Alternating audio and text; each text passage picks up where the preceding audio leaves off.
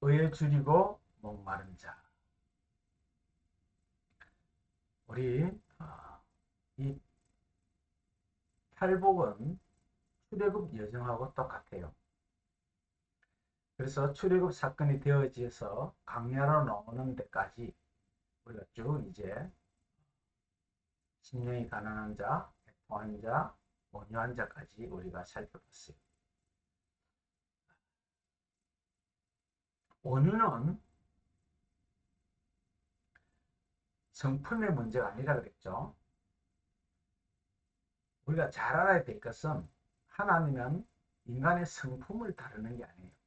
인간의 생활 방식을 다루는 게 아니고 하나님의 뜻을 나타내는 거예요. 그래서 우리가 인간 중심에서 완전히 벗어나야 돼요. 항상 우리 인간들은 자기 중심의 사고, 인간 중심의 사고로, 즉 천동설을 주장하죠. 그런데 태양이 지구를 도는 게 아니라 지구가 태양을 돌잖아요. 중심은 태양이죠. 그게 지동설이죠. 이게 1600년 동안 잘못 알고 있다가 바뀐 거예요. 마찬가지로 성경은 인간 중심으로 해석해서는 안 돼요.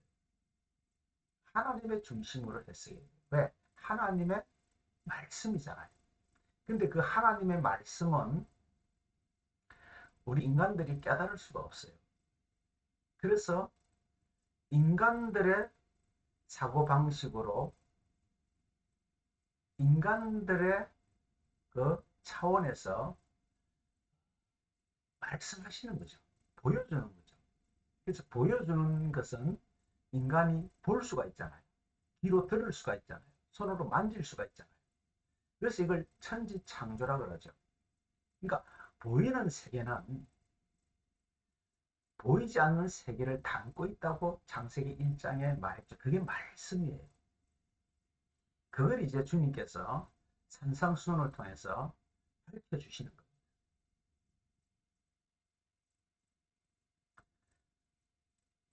수고하고 무거운 짐진 자들아 다 내게로 오라. 너희를 쉬게 하게, 안식을 하게 하게. 안식한다는 거죠. 출애굽에서 안식까지 들어가는 걸 말하는 거죠. 나는 마음이 온유하고 겸손하니. 온유와 겸손이에요. 나의 멍에를 베고 내게 배우라. 그러면 너희 마음이 쉼, 안식을 얻으리라. 그러니까 수고하고 무거운 짐이 뭐라 그랬죠? 율법적 신앙생활이에요. 육신적 수고로 신앙생활하는 자들, 보이는 것으로 신앙생활하는 자들을 바로 수고하고 무거운 짐진 자들아 이렇게 말하는 거예요. 우리 인생의 짐이 아니죠. 사람이 살아가는데 힘들고 고생하고 자식 염려, 직장 염려, 뭐 이런 질병 염려 이런 게 아니고 보이는 것밖에 할 수 없는, 그래서 보이는 것으로밖에 신앙생활을 밖에 할 수 없는 열심히 행하고 지키려고 하는 그 상태가 뭐예요? 율법적인 신앙. 하나님 말씀을 하라 하지 말라는 명령, 법으로만 받아들이는 거죠. 여기에서 쉬게 하는 것, 자유를 주는 것. 그것이 온유와 겸손이다. 이렇게 말하는 거예요. 그래서 그 온유한 겸손을 이제 제대로 실천하고 아는 자, 그 자들에게 의에 줄이고 목마른 자.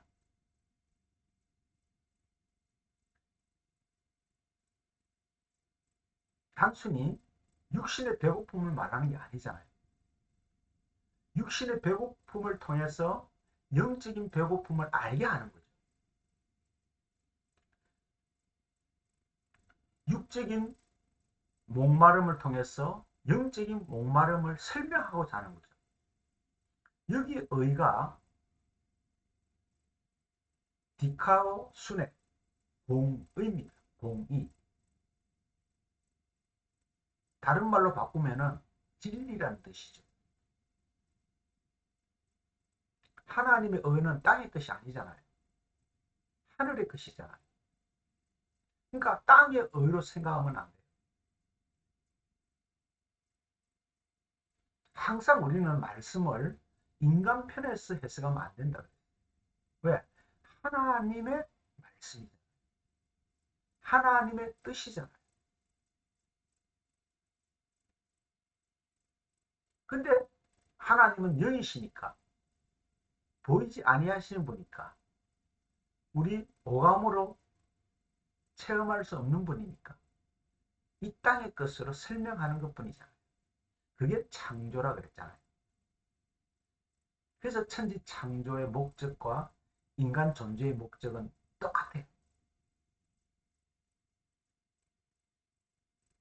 그래서 출애굽 사건을 통해서 출애굽한 그 이스라엘 백성들에게 첫 번째 만나게 한 게 마라의 성물이잖아요.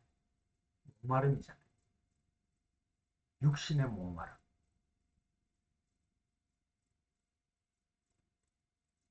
그걸 마라의 성물.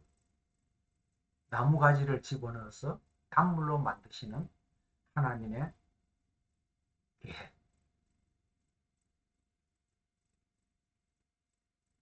이게 첫 번째 광야에서 나타나는 의에 줄이고 목마르다. 마라라는 말이 쓰다, 고통이다. 즉 율법이죠. 가시도 율법이고 다 고통을 주는 것은 율법을 상징하는 거죠. 보이는 것을 통해서 그 고통이 얼마나 크겠다. 여러분 강야에서 물 안 먹으면 얼마나 귀합니까? 그래서 말하는 썩물, 다른 말로 율법. 율법은 우리의 생명수가 되지 못한다는 것을 설명. 그래서 지시한 나무를 아무 나무나 던지면 안 되죠. 지시한 나무. 예수 그리스도의 사역이죠. 먹지 못하는 썩물이 먹을 수 있는 단물로 변하는 첫 번째 하나님의 뜻이 출애굽 사건 광야에서 마라의 썩물에서 밝혀지는 거죠. 그래서 이걸 명사로 하면은 미리암,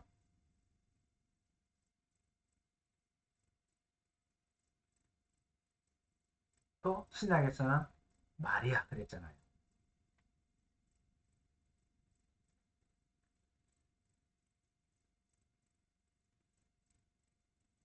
마태복음 1장 16절에 뭐라고 그래요?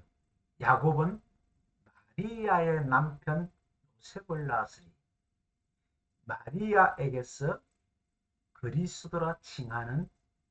그리스도라 칭하는입니다. 그러니까 예수는 그리스도예요. 나십니다. 그리스도가 이름이죠. 아주 중요한 이름이죠. 예수는 이름이 아니에요. 그리스도라 칭하는 예수. 여기 어디서 나요? 마리아, 썩물. 그 썩물에 지시한 나무를 집어 던지니까 단물이 되죠. 그래서 그 썩물 마리아에게서 단물, 생명수가 나오는 거예요.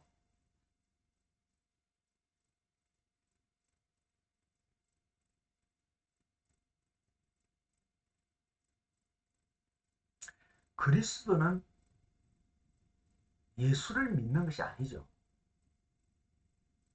우리는 흔히 예수 믿으세요, 예수 믿으세요 하는데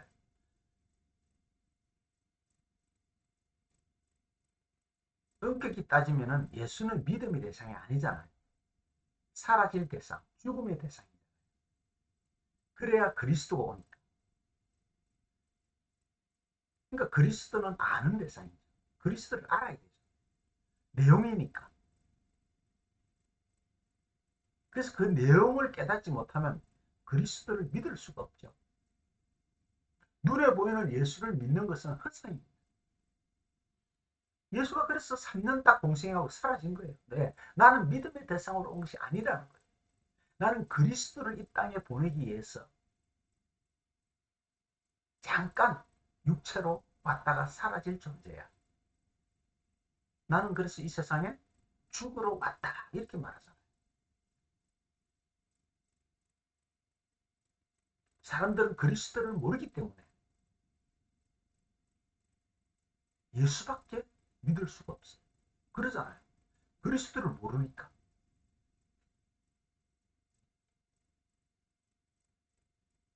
그 당시에 예수의 이름이 많았어요. 우리나라 철수, 영희 이름이 많듯이. 그래서 그리스도라 칭하는 예수. 자, 성문에서 단물이 나오죠. 율법에서 뭐가 나와요? 진리가 나와요. 그래서 율법을 뭘로 가르치세요? 산상수는 율법을 통해서 뭘로 가르치신다? 그리스도로 가르치신다. 이것이 바로 진리예요. 그리스도를 다른 말로 바꾸면 성령, 다른 말로 바꾸면 진리. 그러면 어떻게 해요? 율법을 진리로 바꾸어 준다. 이게 뭐요? 이게 겸손한 자. 여러분 분명히 기억하셔야 돼요. 저는 지금 온유한 자고 겸손한 자. 그래서 지상에서 유일한 온유한 자는 모세밖에 없었어요. 왜? 모세는 출애굽이잖아요. 애굽에서 광야로 인도하는 분이잖아요. 그게 온유해.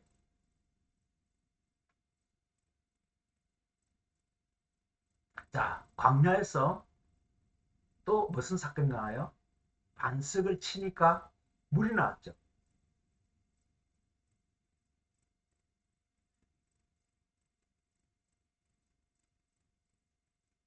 그러니까 고린도서 10장 4절에 반드시 반석에서 나오는 물이야. 돌비. 율법 돌비잖아요. 그 돌비에서 돌비가 깨어져야 뭐가 나와요? 진리의 물이 나오는 똑같은 것을 여러 가지로 우리에게 가르쳐 주고 있는 거예요. 그래서 내가 떠나는 것이 너희에게 유익하다.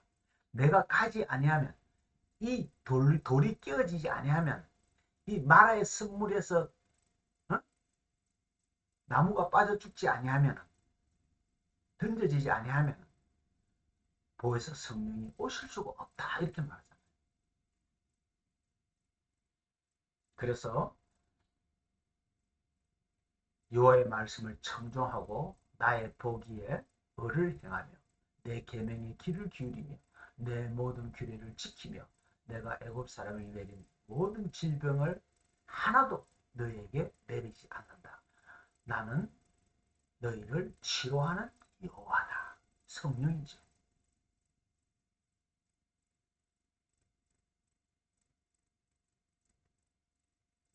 그래서 그 한 나무를 지시해서 그들을 위해서 법도와 율례를 정했다 그랬죠. 그래서 법도와 율례, 율례와 법도를 율법 이렇게 말해요.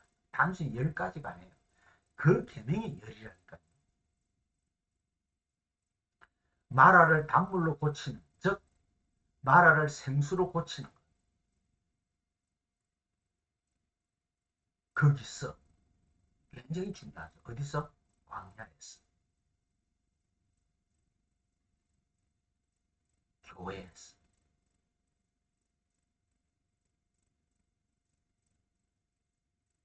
그래서 여호와께서 그들을 위하여 법도와 율례를 정하시고 그들을 시험할세.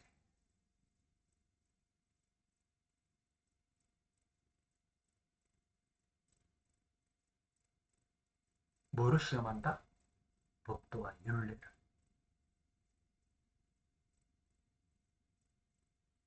자, 율법은 하나님의 법이죠.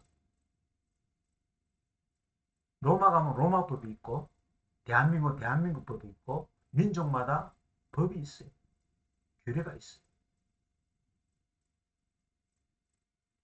에스키모에도 옛날에 에스키모 법이 있어. 귀한 손님 오면은 추운 지방이니까 자기 아내를 빌려줘. 같이 살아. 그래서 선교사가 깜짝 놀래가지고 당했다는 일화도 있잖아요. 왜 그게 에스키모 법이니까. 근데 지금 또 바뀌었어요. 도덕과 윤리는 시대마다 조금씩 변해되죠. 나라마다, 국가마다. 지금 북한에서는 김정일을 찬양하지 않으면 죽어요.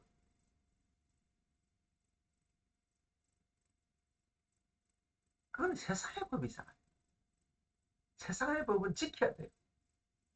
근데 율법은 하나님의 법이라니까요. 해보세요. 하나님의 법은 하나님이 지키시는 거예요. 우리가 지키는 게 아니에요. 인간의 법은 인간이 지키고 하나님의 법은 하나님이 지키시는 거예요. 간단한 원리예요. 근데 사람의 행위로 지키려면 저주가 되는 거죠.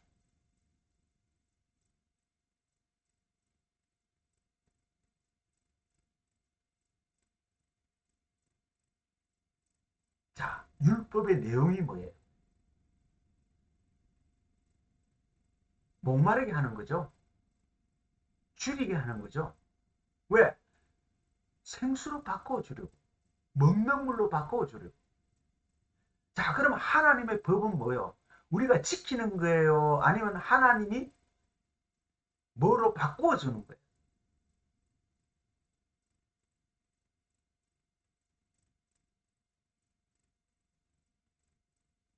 하나님의 법은 하나님이 지켜서 성취하는 거라니까요.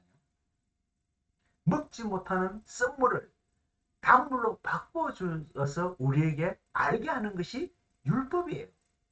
인간이 지키는 법이 아니에요.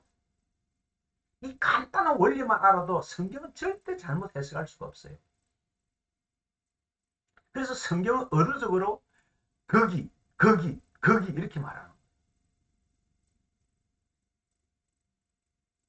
그럼 거기가 장소라고 보다는 뭐예요?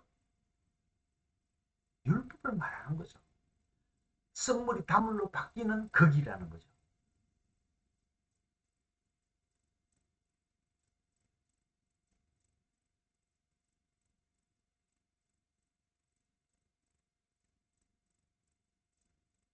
중요하죠. 이게 아주 중요한 거예요. 말의 성물이 의에 줄이고 목마르는 게 아주 중요한 거예요. 자, 되지 못하게 하는 것들, 만들지 못하게 하는 것들, 그분이 하나님이 하셨어. 하나님이 하시는 거예요. 인간의 법은 인간이 지키고 하나님의 법은 하나님이 지키고. 자, 많은 교회들이 이 하나님의 말씀을 파괴해버려요. 어떻게 파괴해버려요? 율법의 행위를 지키라고 말하는 거예요. 이게 하나님 말씀을 파괴하는 거예요. 다른 말로 도둑질하는 거예요. 그래서 내 말을 도둑질했다.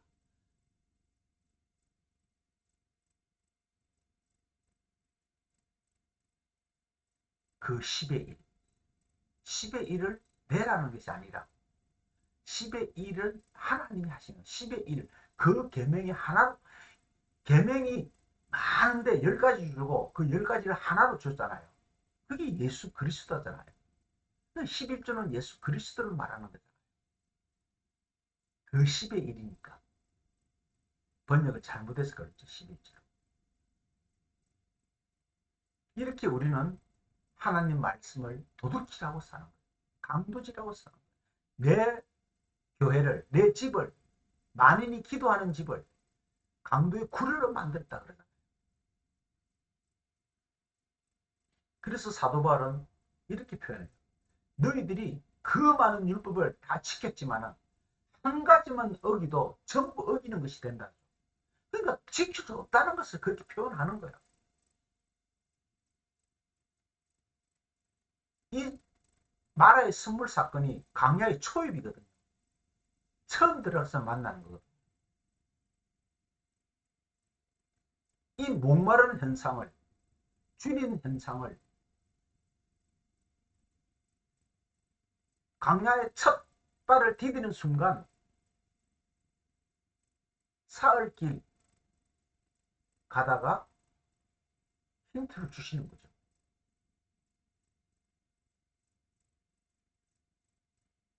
이 목마름을 통해서 뭘 알게 해주시는 거예요? 요한복음 4장은 뭐라 그래요? 내가 주는 물은 너희가 마시는 물과.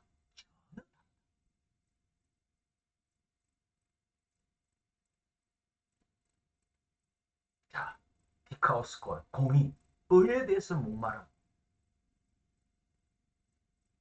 내 목에 대한 목마름의 갈증을 느끼니까 아니라 하나님께서 말씀하시는 그 말씀을 이해하지 못하는 그 목마름이죠.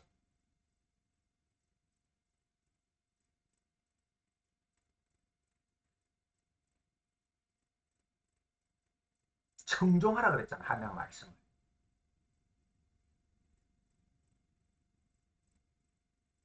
청종은 단순히 듣는 것을 이야기하잖아요.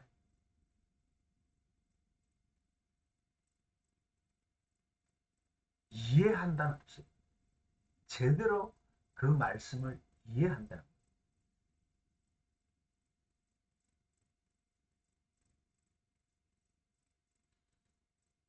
성경에서 행하라, 지키라는 말을 우리 인간의 생각으로 받아들이면 행위를 나타내는 거잖아요. 근데 하나님의 말씀은 간직하다는 말이거든요. 이해하라는 말이거든요. 깨달으라는 말이거든요.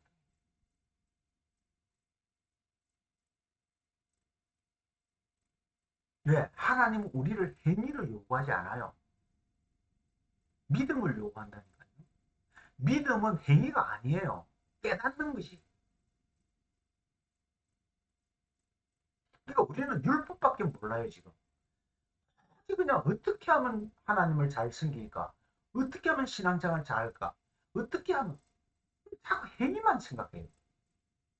하나님 청종하라는 거거든요. 내 말씀을 듣고 이해하라는 거거든요. 자, 보세요. 영생은 유일하신 참 하나님과 그가 보내신 자를 아는 것이라 그랬잖아요. 이게 청종이에요.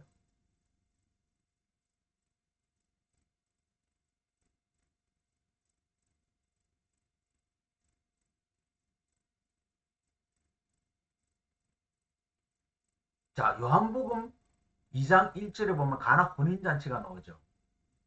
2장 앞에는 1장이 있죠. 마테마가 누가는 두 번째 것을 말하고, 물론 첫 번째 것을 근거해서 말하는 거죠. 율법은 구약에 있어요.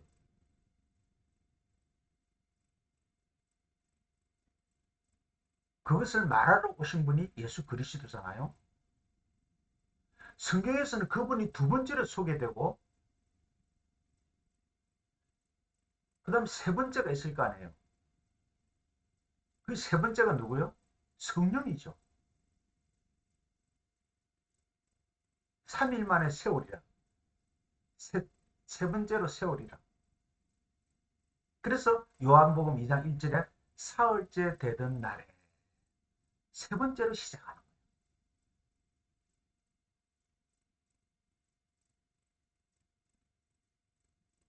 요한복음은 사실 몇 번째로 기록했어요?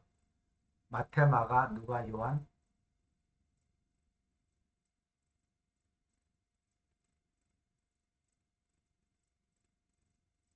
그러니까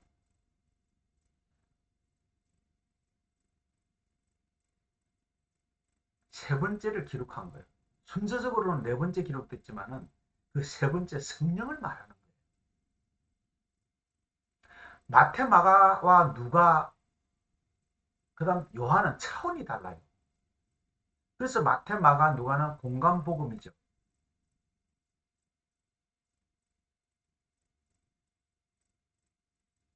두 번째를 근거하지 않으면은 세 번째가 오지 않아요. 그래서 두 번째는 마치 기초와 같아요. 기초. 그래서 요한복음이 세 번째 것을 말하는 거예요. 사흘 되던 날, 혼인잔치. 예수 어머니도 거기 계시고, 가나가 뭐예요? 지금 가자지구죠. 전쟁이 심한 팔레스타인 땅에 살고 있는 백성들을, 가나안 땅에 들어가서 민족을 다 쫓아버리고 자기 땅을 갖고 있는 외국 사람에게 다 내어 쫓기고 자기 땅을 삼고, 그러니까 팔레스타인이 뿔따고 원한 거죠. 하나님이 주셨다고 그러지만 그들 하나님 안 믿으니까. 그러니까 한가할 수밖에 없는 거예요. 이스라엘, 너 나가라. 왜 우리 땅을 지배하느냐? 이거 우리 땅이다. 그러니까 이스라엘이 너무 힘이 강하니까 팔레스타인 가만 안 두잖아요. 가자 지구가 좀만한 땅인데 그게 옹기종기 모여 사는. 그래서 독립투쟁하는 거예요. 지금도 중동 지역이 그런 거예요. 종교 전쟁이에요. 어떻게 보면은 하나님이 주신다고 그랬지 자기 땅을 침략한 거잖아요.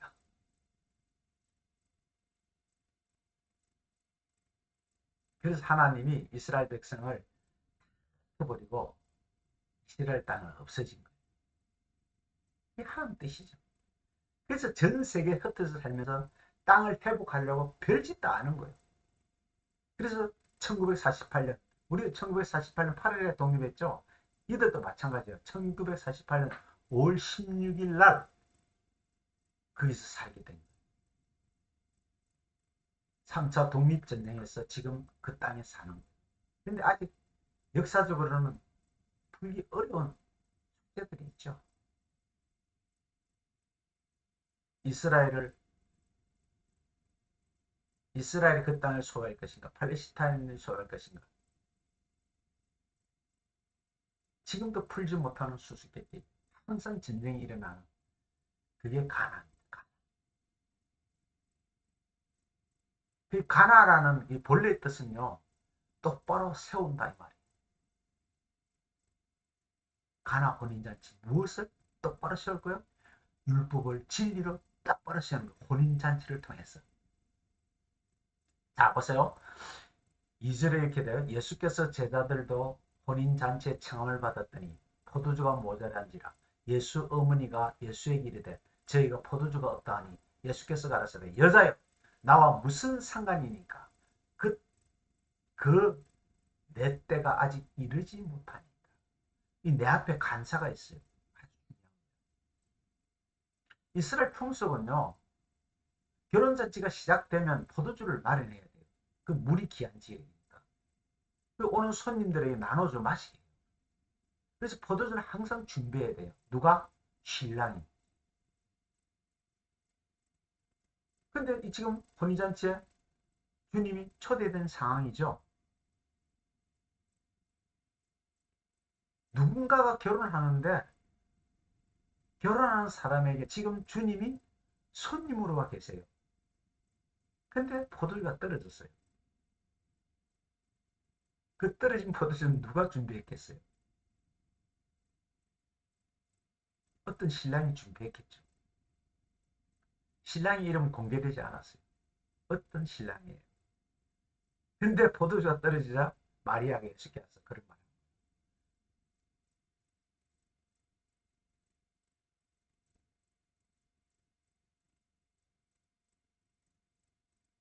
내 때가 이르지 않았잖아요.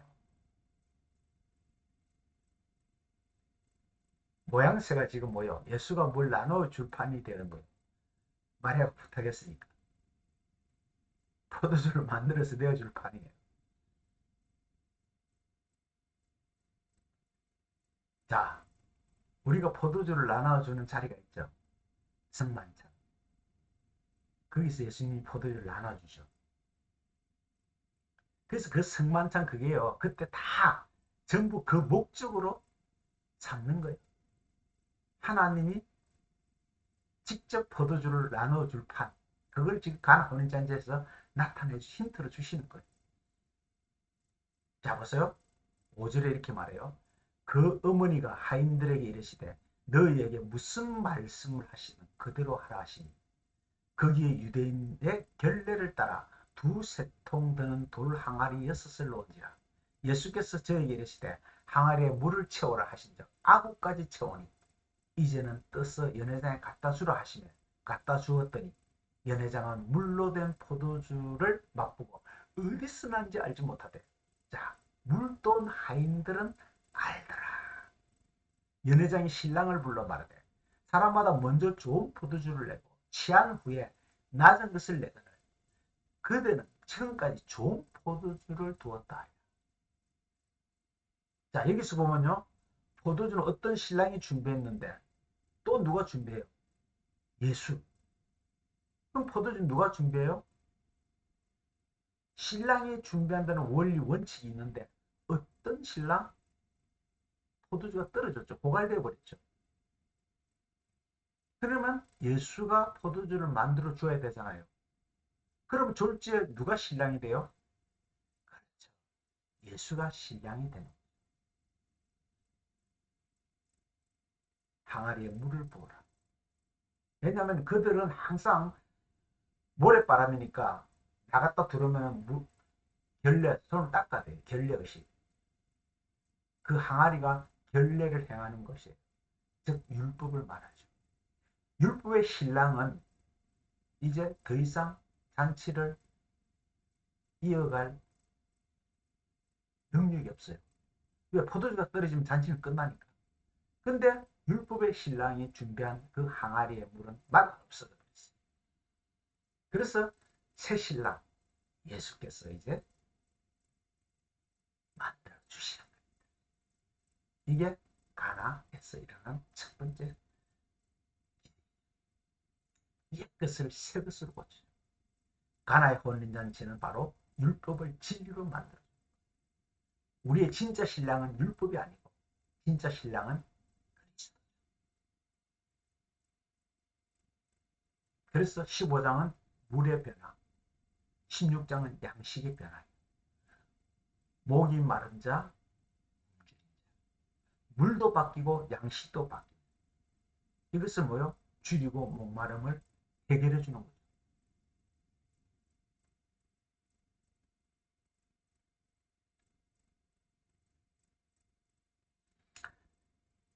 하늘의 양식이 비같이 내린다. 비가치가 아니에요. 비 내린다 이런 거예요. 신명기 32절 1장에 하늘이여 귀를 기울이라 내가 말하랴 땅에 내 입을 말을 들을지어다. 내 교훈은 내리는 비요 나의 말은 외치는 이슬이요 연한 풀에 가는 채소 위에 닭비요. 비를 예로 들어서 하나님은 뭐요? 말씀을 상징하는 거예요. 비 내립니다. 하늘의 양식, 하늘의 생명수를 내리는 거예요. 땅은 비가 없으면 죽어요. 말라 죽어요.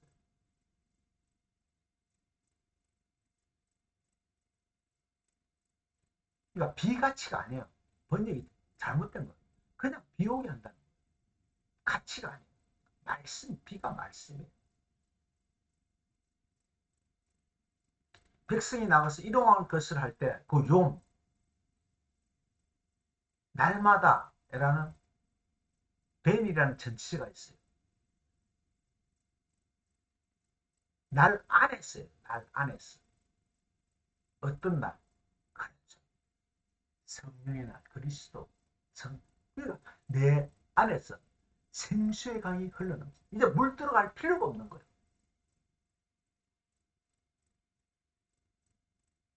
성령의 날 안에서는 하늘의 비 내려 말씀이 그냥 차고 넘치는 거예요.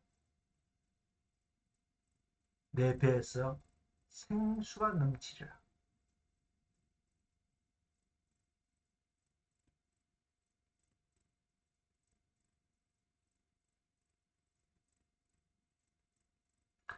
만나를 뭐로 먹어요? 입으로 먹죠. 입으로 먹으면 육신의 배고픔을 다 내는 거잖아요.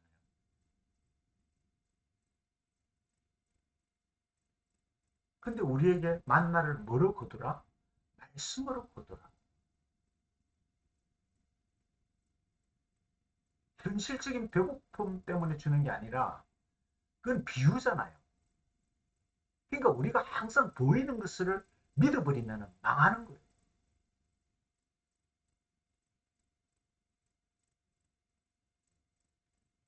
하나님의 하늘에서 내리는 그 생명의 말씀, 진리의 말씀을 거두라는 거죠. 깨달라는 거죠. 그게 양식이라는 거예요.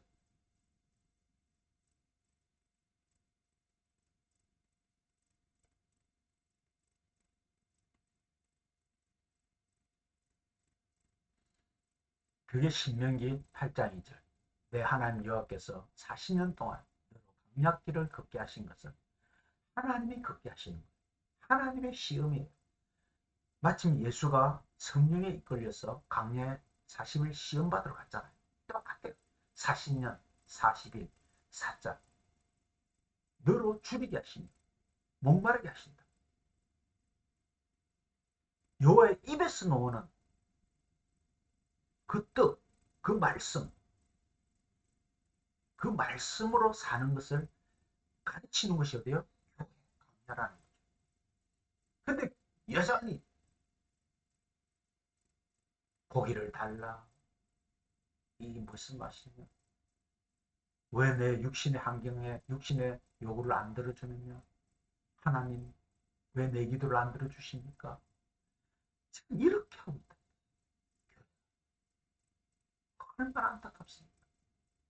저나 여러분은 이제 온유한 자가 돼 진리를 주는